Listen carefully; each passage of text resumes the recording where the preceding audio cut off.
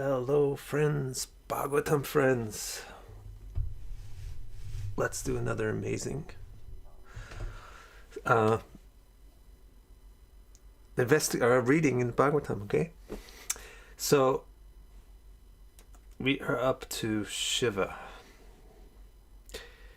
telling the Prachetas how to accomplish what they want to accomplish, which is to create children. So, let me give you just a recap. First of all, let me give you an overview of what Shiva is going to say. He's actually addressed as Rudra. Overview of what Rudra is going to say is, in his first statement, he just focuses attention on the ultimate core of existence, which is the ultimate focus of consciousness. Then he gives 4 statements explaining how that consciousness manifests itself in non-physical ways. So what he teaches the Prachetas is that the ultimate core of reality is consciousness, the thing which creates anything. These guys want to create kids. So he says, well, the thing that creates everything is consciousness.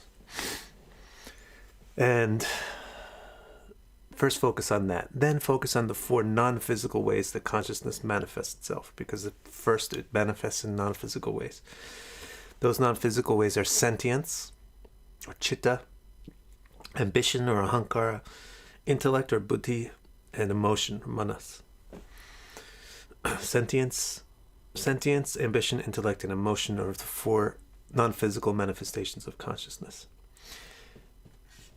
That much we covered last time. Now, the next section, Rudra is going to describe the 5 primordial physical elements.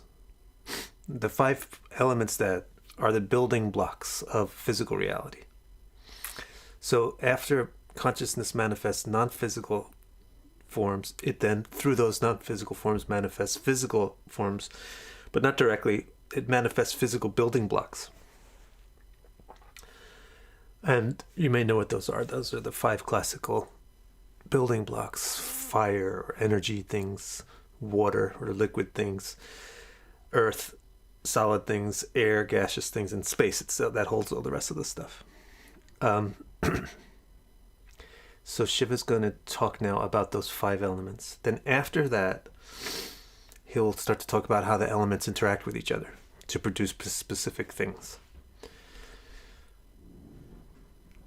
So when he talks about fire, he's going to talk about the sun, represent the fire element by the sun. And when he talks about water, he's going to talk about the moon, represent the water element by the moon. So here we go. How about, I'm kind of in the mood for Sanskrit today.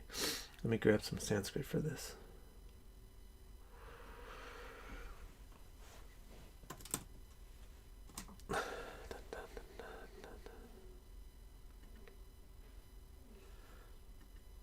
For 4th division of Bhagavad, chapter 24,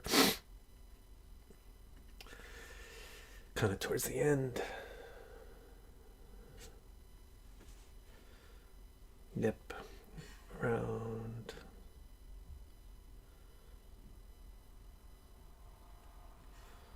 Yep.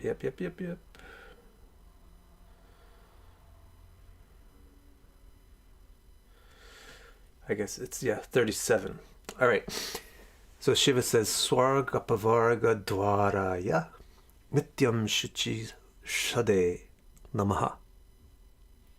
It's a pretty nice poem. Swarga Pavarga Dwaraya Nityam Shuchi Shade Namaha. Namo Hiranya Viryaya Chatur Hotraya Tantave. You are the ultimate sun, nourishing and maintaining all beings. Who's you? He's talking to the consciousness, addressing the consciousness that's the core of reality, which is named Vishnu, Narayan, etc. This consciousness, which is the core of reality, is not just the core of all the 4 non-physical elements, it's also the core of the physical elements, including the primary one, fire. You are the ultimate sun, nourishing and maintaining all beings. You always purify everything with your mighty golden glow.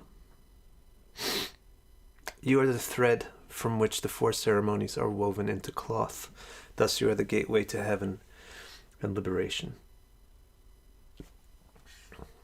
So here he's addressing fire. He's saying that fire, which is archetyped by the sun, is the nourisher and maintainer of everything that exists.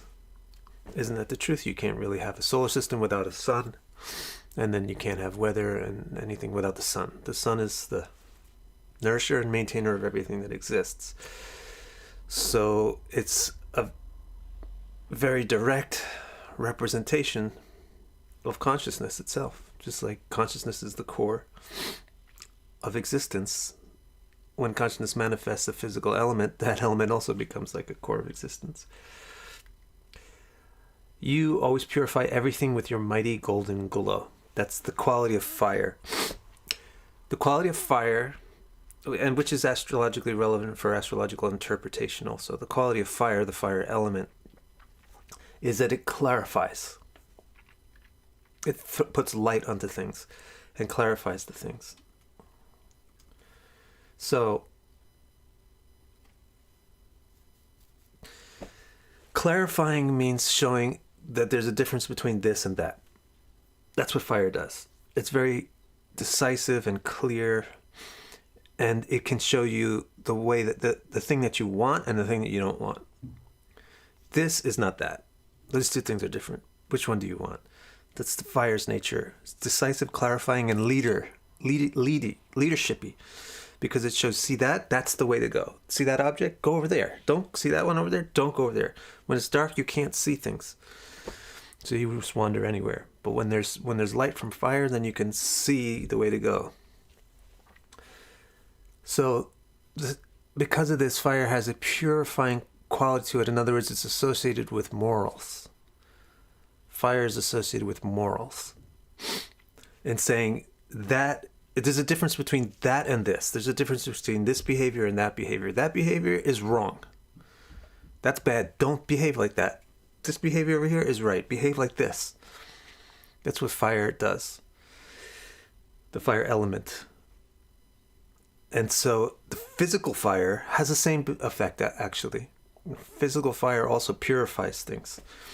You heat stuff up. Why do we cook food? Why do we heat needles? Because you want them to be sterilized, and you don't want your food to have bugs in it. So you kill all those things by fire. You purify the things by the fire. So fire also, even physically, fire has the effect of getting rid of bad stuff. And symbolically, fire has the effect of showing you the right way and therefore getting rid of the wrong stuff. So fire is purifying. And then it says you're the thread from which the 4 ceremonies are woven into cloth. The Vedic ceremonies all revolve around using fire. So Rudra says fire is the essence, the thread that makes this cloth. The thread that makes the cloth of Vedic ceremony is fire. So you are the gateway to heaven and liberation. Purification and morality and choosing your path is the gateway to progress in life and also progress in the afterlife. Kitna Prashna, any questions about fire? What Rudra says about fire. I need to have tissues over here because this room is... I have tissues. I'm too far away. The room is too cold. At some point, can we digress a bit into Chitta? I have so many definitions swirling. Chitta is simply the mirror on which consciousness can reflect into matter. It doesn't do anything except that. Just as we explained before, it's like a port on a computer. It doesn't do anything except it's the place where something can plug into something else. Chitta is the way that consciousness can plug into matter.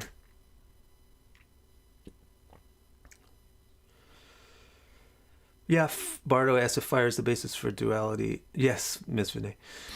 Yeah, fire is the thing that will reveal that two things are not the same. It's not necessarily duality, but it reveals the colors. It reveals the spectrum. It's not just black and white, but it reveals the spectrum as well. Without fire, everything is black. With fire, it's not that everything is white. With fire, then you see all the spectrum of colors and all the details and things.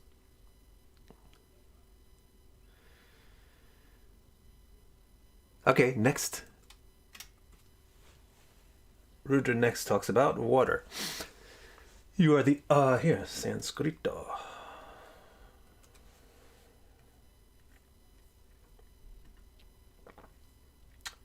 Nama urja ishe trayaha pataye yagyaretase triptidaya cha jivanam nama sarvarasatmane.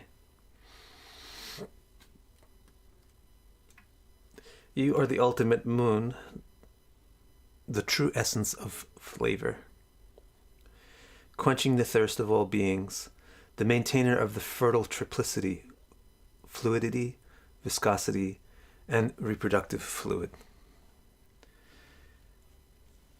So this is cool. The ultimate moon, the moon is the water element.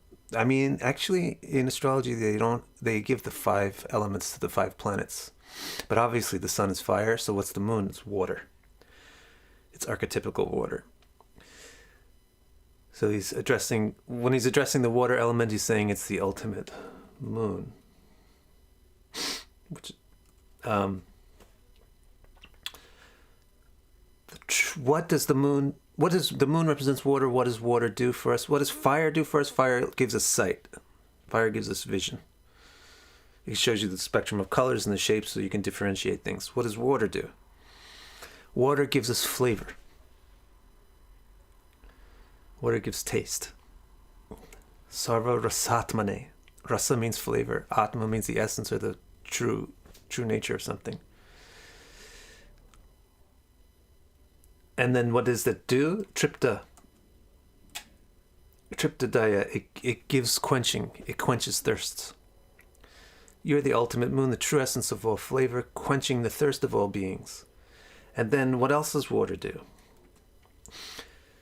Water is the maintainer of Traya Pataya, the maintainer of Traya, this triplicity, a very important triplicity. Traya means a triplet. The triplicity is Urja, Isha, and Retasa.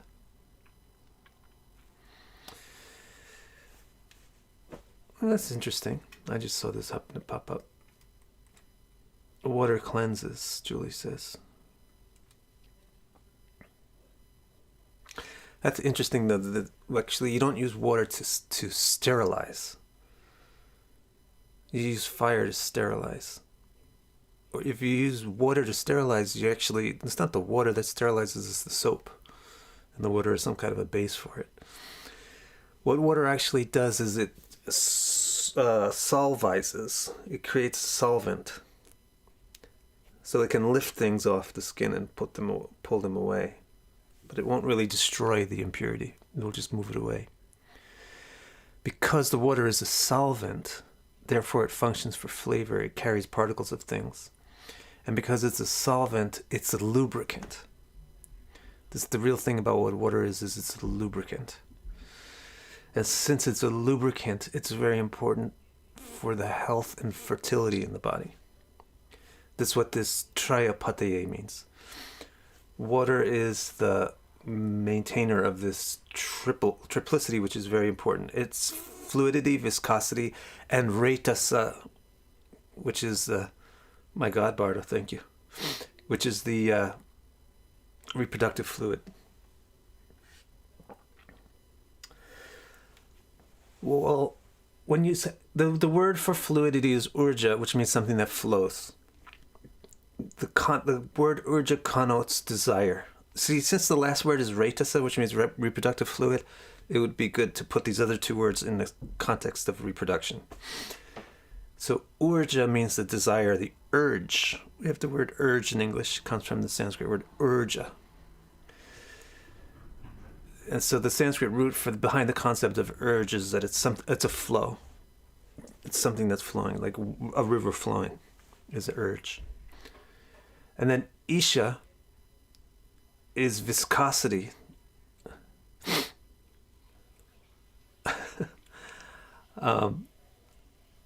It's 100. It's roughly $100. Crystal Warrior.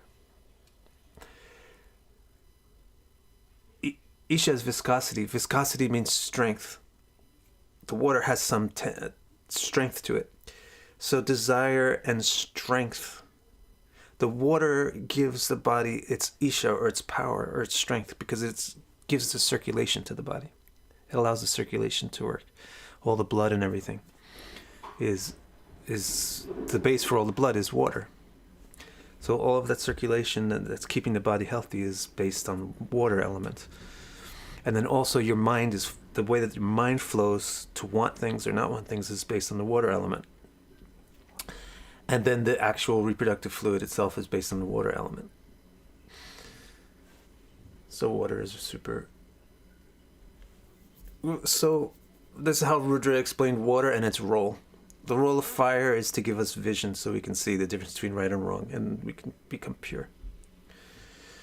The role of water is to give us flavor, taste. And that gives us pleasure and health. And it enables us to reproduce and grow. You are the ultimate. Then he continues to the next one.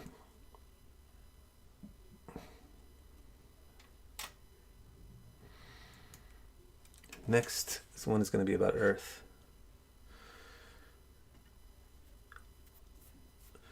Miss Vinay says, it seems like water is a connecting force to the circulation and the reproduction. It's solvent, so it actually will dissolve particles and make them mix. And don't forget, he's talking about the good function of the elements. I mean, fire will also destroy things. Water can also erode things, etc. But this is the intended function of the element, the positive function of the element, let's say. Fire will purify, water will liquefy and allow mixture.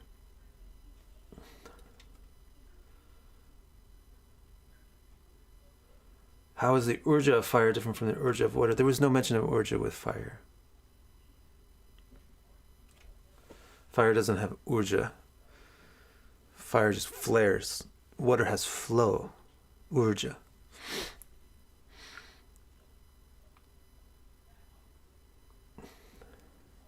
Okay, going to the next. Sarva Sattvatma Dehaya. Oh, this one is really cool. Rudra is now going to talk about the earth element.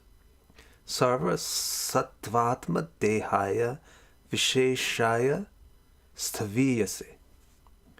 Namas Trailokya Palaya Saha Ojo Balaya Cha.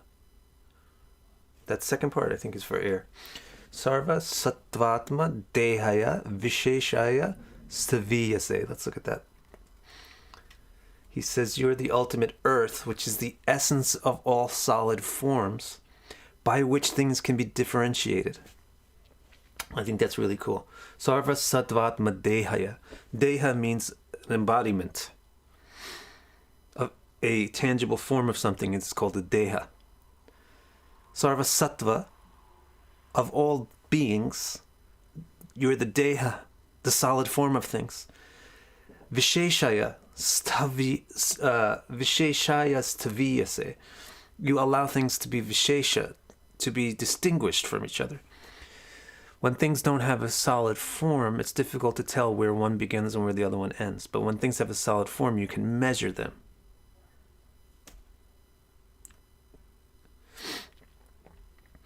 So that's the function of the earth. Actually, the earth is the thing that actually creates delineable, tangible objects. The earth element, not the earth planet, the earth element, the solidity. And then those tangible objects, they're actually the deha of everything, and then they can reflect light, and they can become solvent with things and give you flavor. So actually the core of all of the objects that we experience is the earth element. The physical core of the objects that we experience is the earth element. Very interesting, right?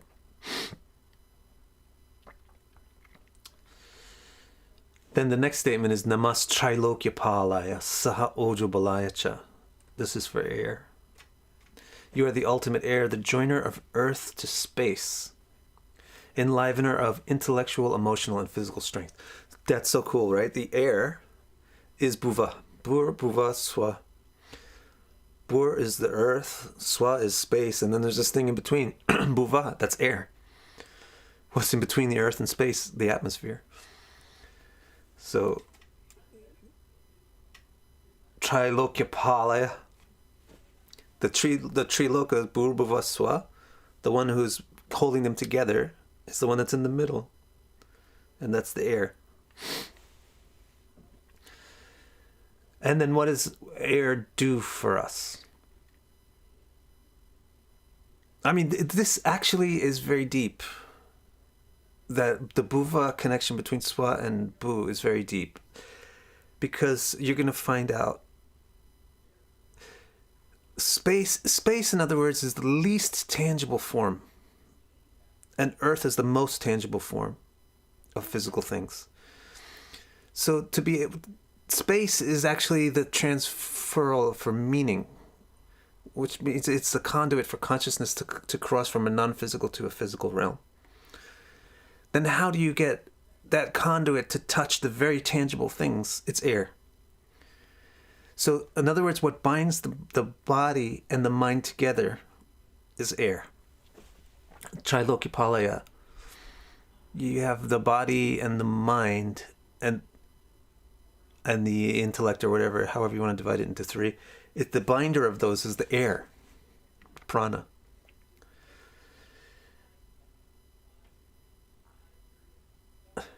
And then he says it provides us with three things called sahas, ojas, and bala.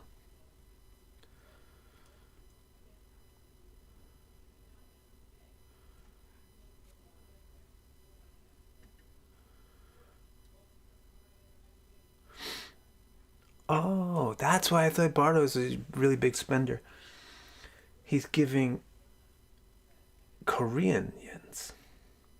Korean won. I thought it was yen. My eyes are bad. If it was yen, then it was $100. But it's Korean won. It's $10. Anyway, Bardo, you're still a big spender in my book. Is matter held together with sound? Let's wait until we hear things. I know you guys are getting excited and you want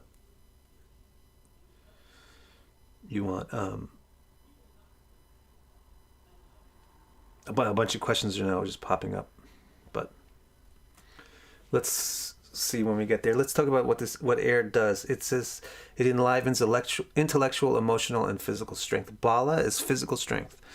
If you are not breathing, then you're not going to be strong. The breathing in of oxygen makes the muscles, it gives the muscles stuff to energize, metabolize. Right, so when you're running in a marathon or whatever, it's really important that you're breathing deeply. When you're playing sports, you got to breathe. Then there's also ojas. Ojas is the kind of strength that you want to have for romance. Ojas is the kind of strength that you want to have for love and feelings.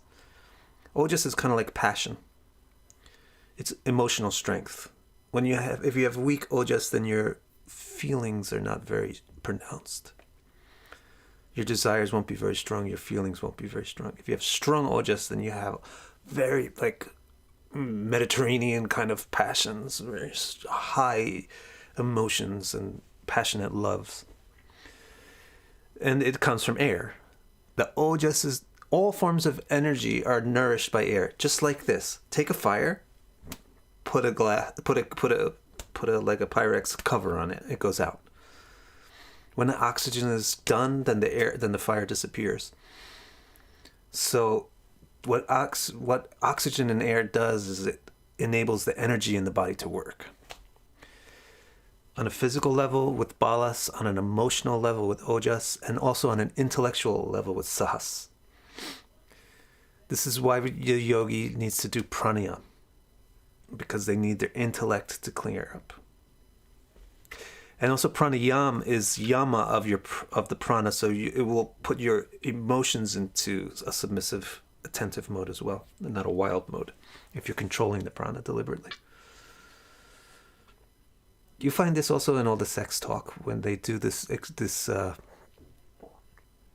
like mystic sex stuff. They talk about it being very important how you breathe, because that's going to control your ojas, and it's going to control your ojas, and which is the basic power by which anybody enjoys sexuality. Okay, you're the ultimate air, the joiner of earth to space, the enlivener of intellectual, emotional, and physical strength. Well, I have a footnote on it. What is it? Basically what we just explained. Now, space. You guys want to know about space. You are... we got a Sanskrit for this.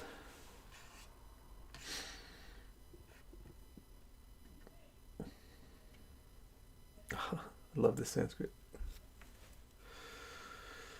Space gets a whole verse. Artha lingaya nabase. Nabas is space. You know what a lingam is? Don't be dirty.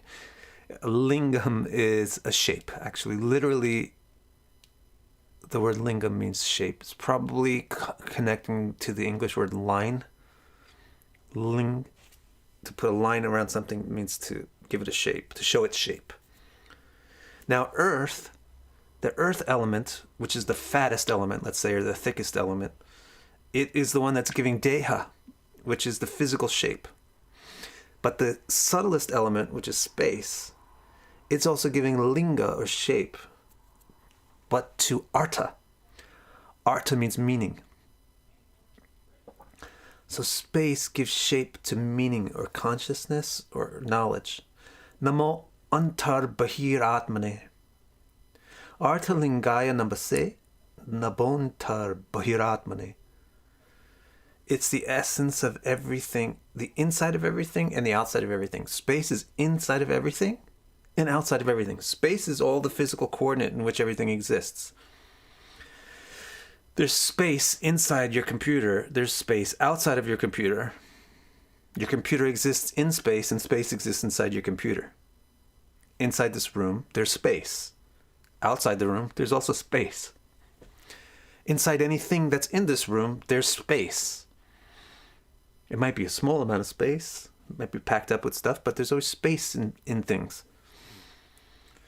And the things are taking up space. So that's why space is described as antar bahir. Antar means inner, bahir means outer, atmana. The essence of the inside and the outside is space. Nama punyaya lokaya amushmai bhuri varchase. What's punyaya lokaya again?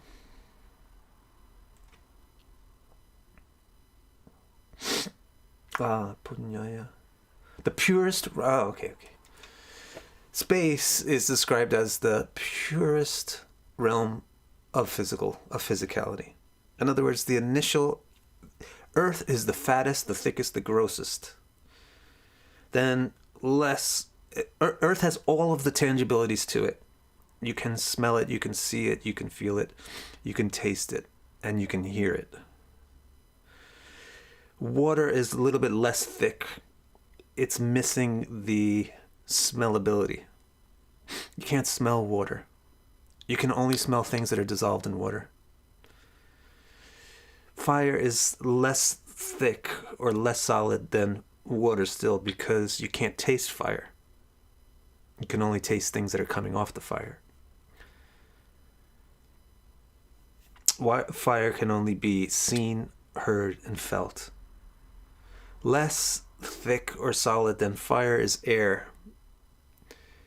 Air you can only feel and hear. You can't see it. You can only see things in it. then the thinnest of all the elements, or the most punya, the least physical of all of these physical elements, is space. You can't feel it. You can't smell it. You can't touch it. And you can't taste it. But you can hear it. If you go and talk to an audio engineer or anybody that works with acoustics, it's all about space. It's all about the dimensions of things, the space, the size of things determines what they sound like. Because sound is a wavelength of different waves of different lengths. So this is why Rudra describes space as punyaloka. It's the purest form of physicalness, is space. And then from space you get air, then from air you get fire, and then from fire you get water, and then from water you get earth. And then he says, now what is this? How does space now, of course, it is like the background upon which earth can eventually exist, and therefore delineate the inside and outside of things. So space is the essence of the inside and outside of everything. But the primary property of space is arthalinga. It gives shape to artha, to meaning. It gives shape to meaning. See, it's the conduit from mind to body is space. Because it's able to give shape, lingam, to what's going on in mind, to ideas and emotions and feelings. But how does that happen? It happens by amushmai bhuri varchasa. By varchasa, which means a kind of a light. Space has a type of light to it. It has a wave to it. Light is a wave, but that's perceived by the eye. But this is the amushmai, the other kind of light. Not the light that's perceived by the eye, but another kind of wave that's perceived by the ear, or sound, is in space. And by sound gives linga, shape, to artha, to consciousness, to meaning. Sound gives shape to meaning because, look, what are we doing right now? I'm talking. I'm putting ideas into little shapes and speaking them through the sound that's going to the microphone and going into your computer and coming out of your speaker. So the space element, which is responsible for sound, allows the artha, or the meaning that's in my head, to take a shape that can be transmitted to you. And what is that? How does that happen? By amushmai bhuri varchasa, this other type of wave, light wave, which is a sound wave. Cool, right? Super cool. Let's see if any questions.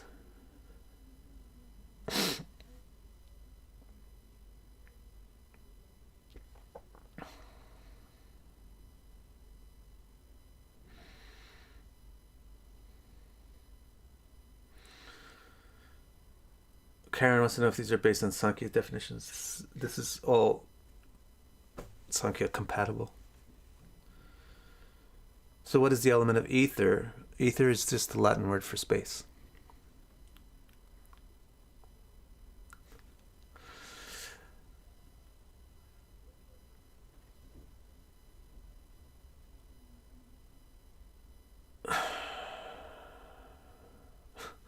Yellow Crystal Warrior, an empty hard drive and a full hard drive weigh the same. Is the information on the full drive in space? No, the information on a drive is stored in magnetism. Magnetism isn't subject to gravity. That's why the weight doesn't change. Magnetism is actually a kind of fire. That's why computers run on electricity. Magnetism, if you put magnetism into the 5-element scheme, it's a kind of a fire.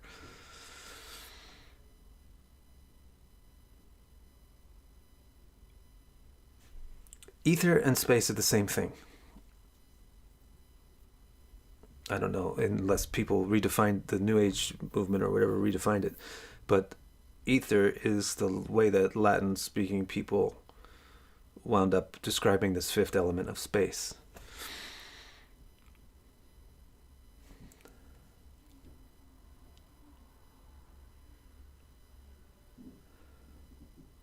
Spacebug, thank you. All right.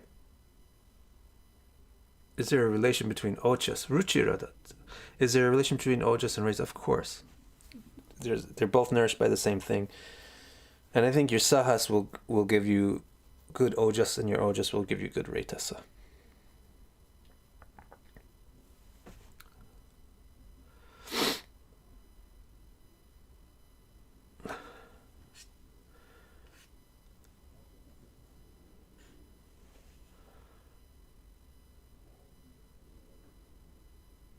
All right, now I want to do a little bit more today.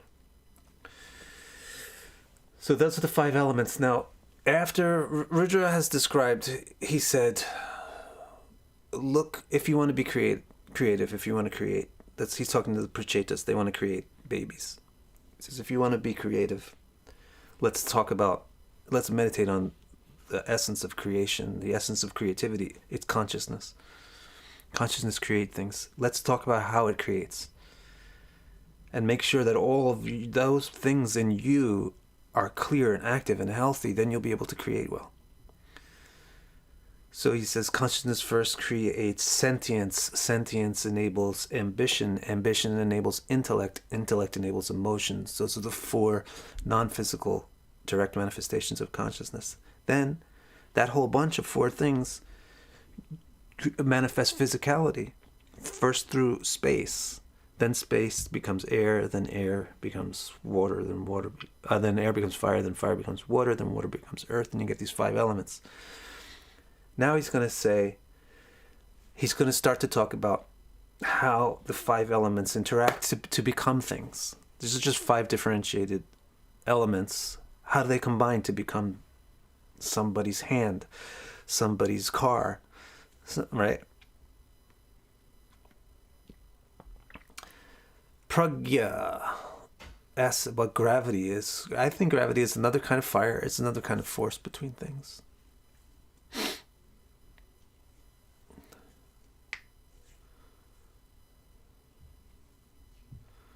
Spacebug. I think Spacebug, you brought up an interesting point. I'm not well versed enough in this lore to cite correctly, but at some point I watched a video that was talking about a god saying that he was everything and everything was him. So I think the description of space is sparking that memory in you, because space is just like divinity. That's also why it's called Punyaloka, the purest realm. Space is the essence that is in everything, and everything is in, yet is not itself immediately visible. And so space is often used as an analogy to understand divinity.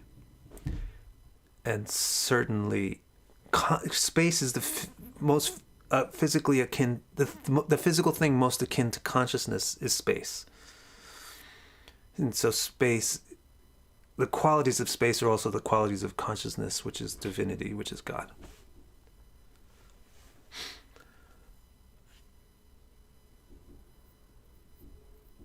Now, is Sahas related to Sahasra? Sahasrara, I'm not sure. What's Sahasrara? The top chakra? What is it? I'm not sure. I don't know all the stuff.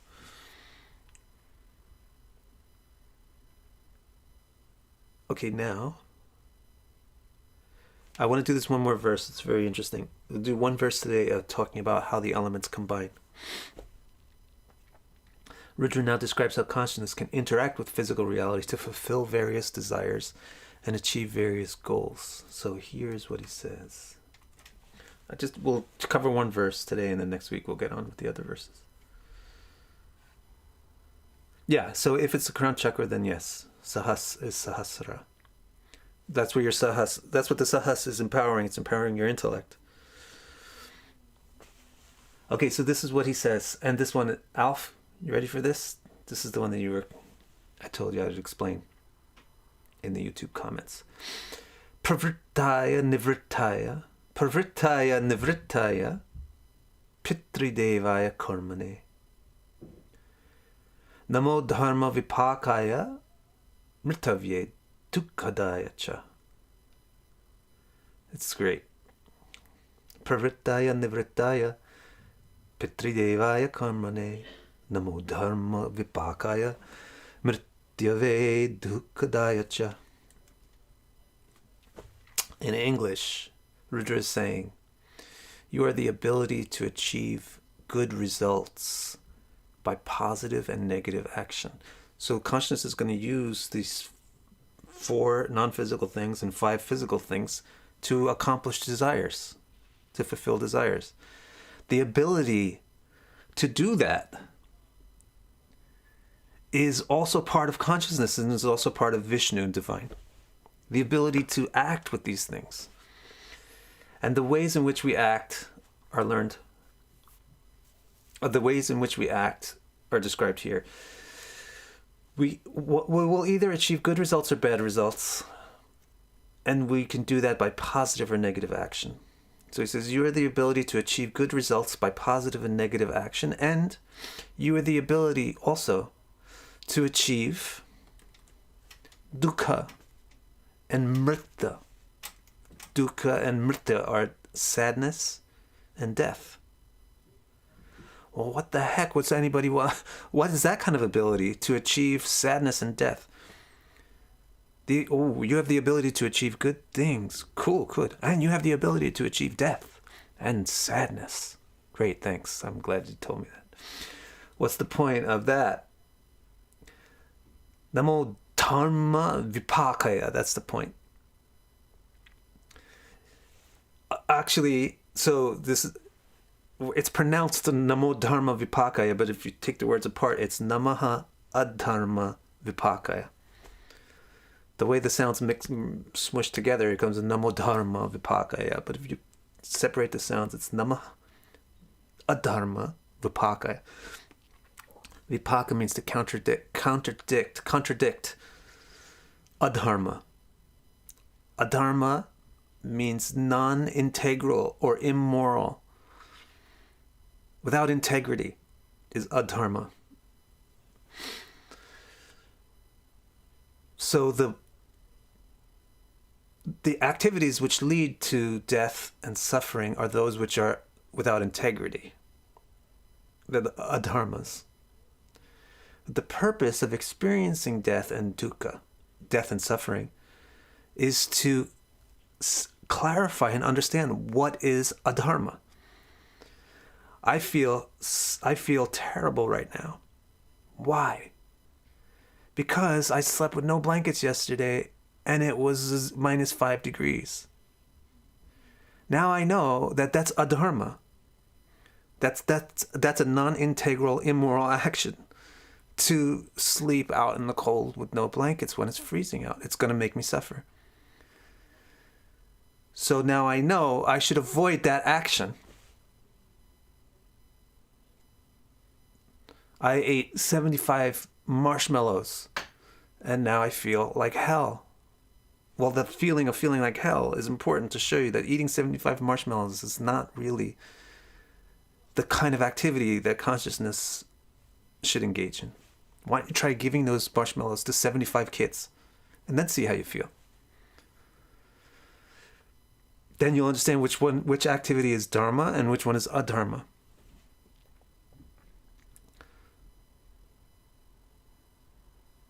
So that's the point, the purpose. The thing that I really like about this verse is it's saying that death and suffering is just as good, actually, as great pitrideva, very laudable activities, pitrideva karma.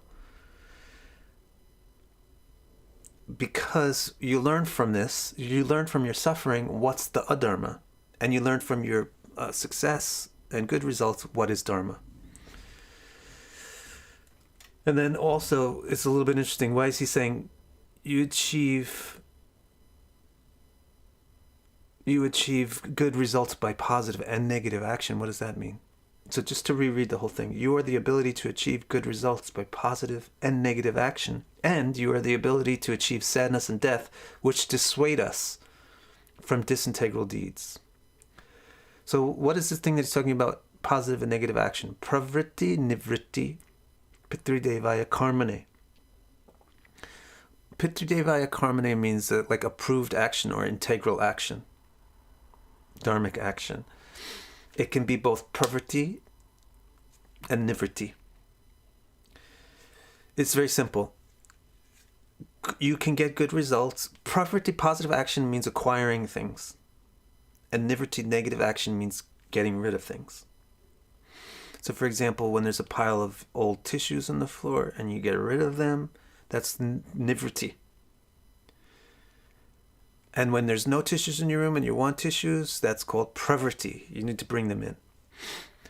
So the nivritti action and the pravritti action both produce happiness. They both produce good results.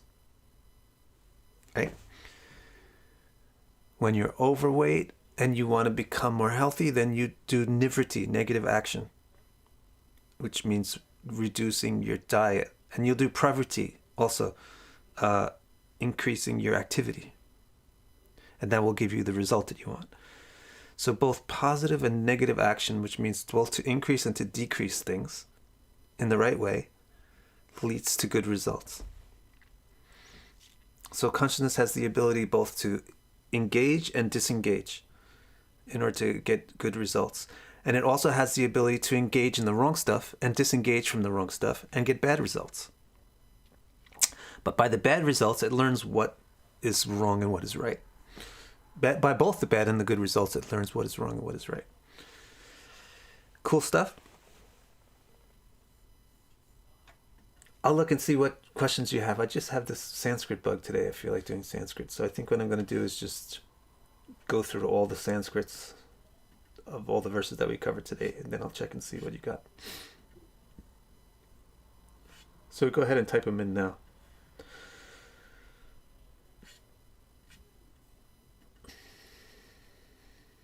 Swarga pavarga dvaraya nityam shuchi shade namaha namo hiranya viraya chaturhotraya tantave nama urja ishetraya pataye yagyare tase triptidaya cha jivanam nama sarvarasatmane sarvasatvatma dehaya Visheshaya Staviyase Namastrai Lokyapalaya Saha Ojo Balaya Cha Arthalingaya Nabhase Namontar Bahiratmane Nama Punyaya Lokaya Amushmai Bhurivarchase Parvittaya Nivrittaya Pitridevaya Karmane Namo Dharma vipakaya mrityave dukkadaya cha. Those are the verses that we covered today. All right, let me see if there's any good questions, comments, whatever. 75 marshmallows.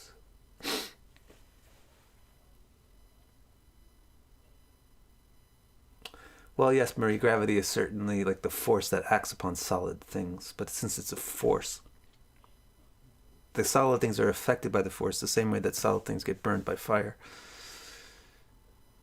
The force of gravity itself is not a solid thing. It's a force. Therefore, I classify it as a fire. Marie, it's very difficult to teach Sanskrit.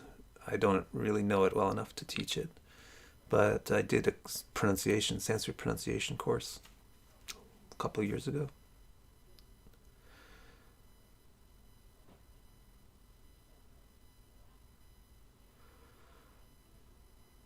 No, I feel good.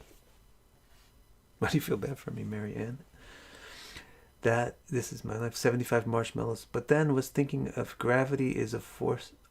Maybe you're thinking I'm telling you for real that last night I slept without blankets. That was just making up some example. But then was thinking of gravity as a force that, okay.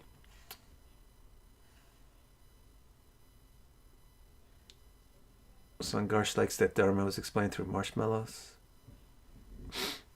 So samskara is a tool for slow learners, meaning that we know the difference between, making sure that we know the difference between dharma and adharma. Samskara is the effect of your experience. When you have an experience, it leaves an impression. Some scar, the English word scar, like I have a scar underneath my eyebrow because when I was a kid I fell. So a scar is like a lasting impression. And some scar means a purposefully created lasting impression. Whenever you have experience, whatever you experience, just like right now, this experience that you're having right now, it puts a samskar in your chitta. In the way that you, in your whole, actually just in your whole subtle self, in your manas, it impacts that whole thing. Depending on the intensity of the experience, you get a samskara that's either shallow or deep or rough or smooth. The ones that are deep, they take a long time to, like a scar, it takes a long time, or it may never even come out. And the ones that are shallow, they come out the next day, you forget about them right away. So samskara is basically memory. And it's the memory is just you're remembering what you experienced. Is it a tool for learning? Yeah, it's a tool for learning. It's just you can review your experiences.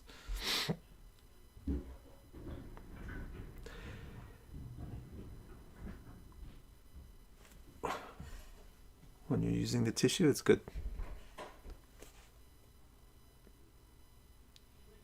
It's a combination of pravritti, nivritti.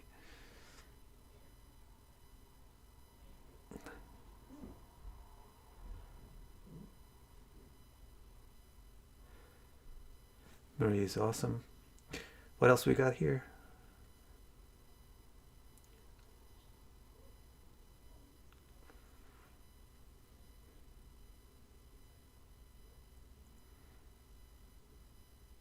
Very good. Artha-nivritti, Ayush. Anartha-nivritti. What else we got? If space is the closest element to divinity, is sound the best way to connect with it? Yes. That's a very fundamental Vedic concept, is that sound is the most important experience. In fact, the Vedic concept is, they have this kind of phrase called Shabda Brahman. That Shabda or sound is Brahman. It's carrying consciousness.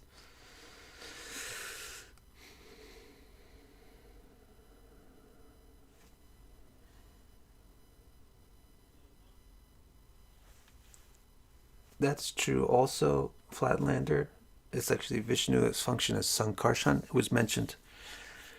That's actually Ahankar. But Ahankar is the non-physical form of gravity. Ahankar, ego, is the non-physical aspect of gravity, which is going to be the root for what makes things come together or go apart.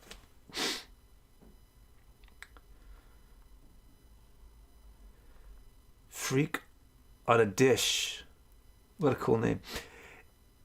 Is it a bad thing to be left-handed? No, it's not a bad thing to be left-handed, except if you live amongst people that don't like anybody to be slightly different. Then it's a bad thing because they give you a hard time.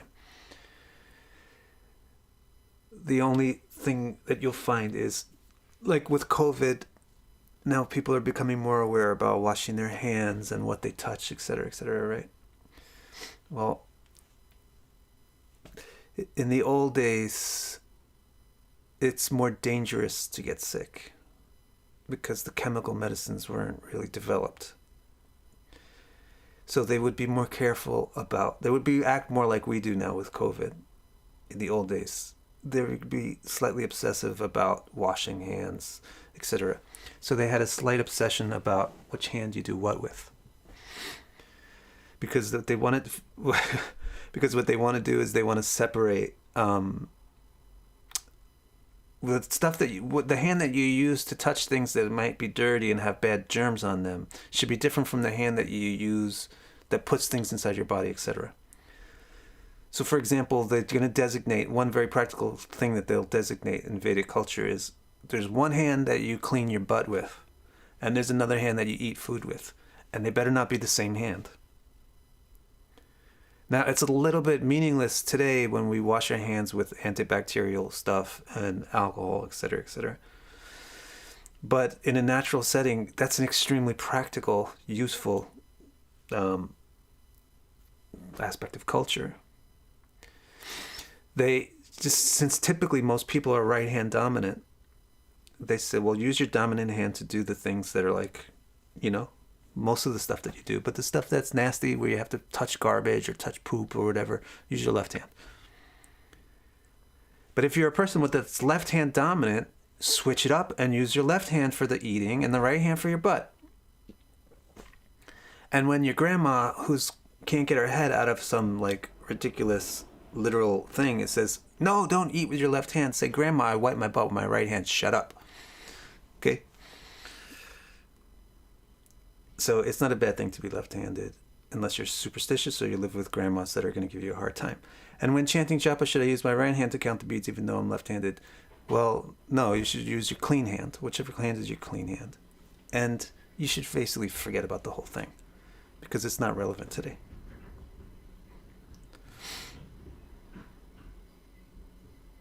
Just do whatever feels comfortable.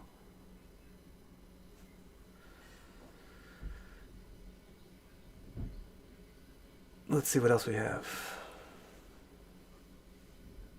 If you regard happiness and suffering as a lesson, will it not create a samskar? Everything will create a samskar. Everything that you experience creates a samskar. The more seriously you experience it, the deeper the samskar.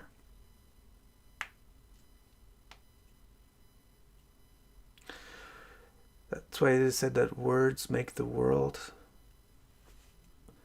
That can be... It's not actually really said that. I don't know really where people's... I don't know where the actual reference is. That says that words make the world. But sound is the quality of space, and space is the origin of air, fire, water, and earth. So therefore sound is the origin of touch, sight, taste, and smell.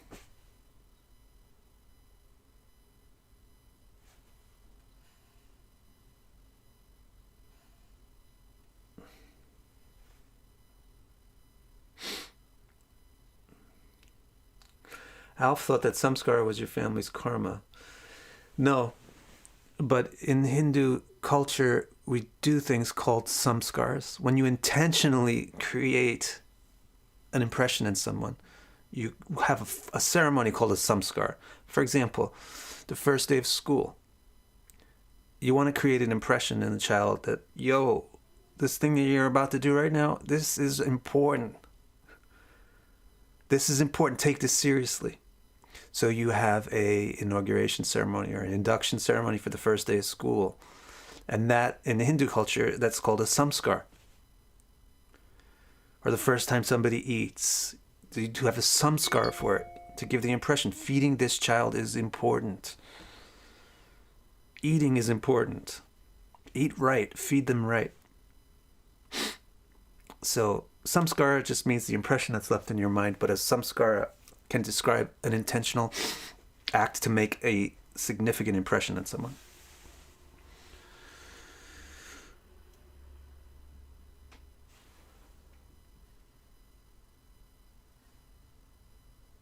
Thank you, Marie. And yes, there's a Chinese saying, this is the name is the shortest form of a spell. That is for sure. That's why the best mantra is the name of Vishnu.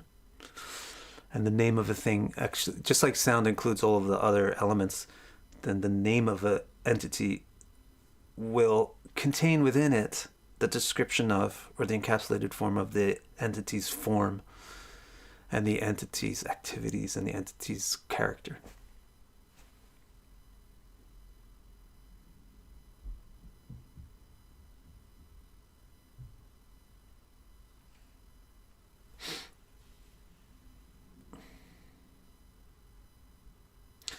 Evolution of sound, taste, etc. is in second and third, and basically everywhere. But it's explained at length in the second and third division of Bhagavatam. World from Sound, Baladevi Vijibhushan commentary on Vedanta Sutra. Thank you, Ruchir. I'll look it up. 1.3.28. All right. Thanks so much. And see you on Monday, probably your Monday, for Paladipika.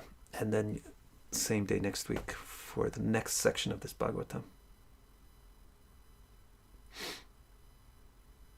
Thank you, Devan.